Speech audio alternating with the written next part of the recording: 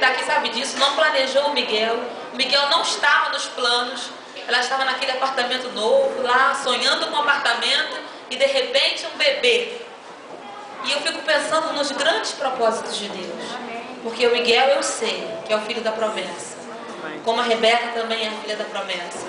Mas o Miguel veio cumprir um propósito aqui na vida da Andréia e do Diego. E todas as coisas acontecem no tempo determinado.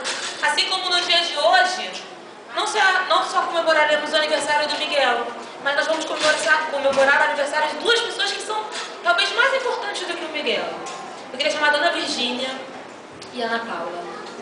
A Dona Virgínia, ela começou essa história quando o seu Paulo ali casou com a Dona Virgínia, com a Dona Virgínia e a Ana Paula, elas estão vindo. E a história começou ali com o seu Paulo. E olha onde deu, olha que grande cadeia. E veio a Ana Paula, elas fizeram aniversário, a gente vai comemorar juntos esse aniversário. 18 anos, ô glória! Eu estou com 16.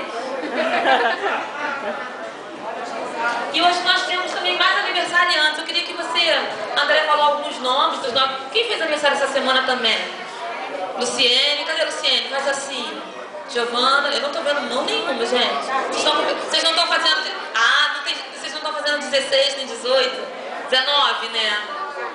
Vanessa, Nilva. Olha, temos muitos aniversariantes. E vocês terão o privilégio nessa parte de receber uma oração, assim como o Miguel vai receber.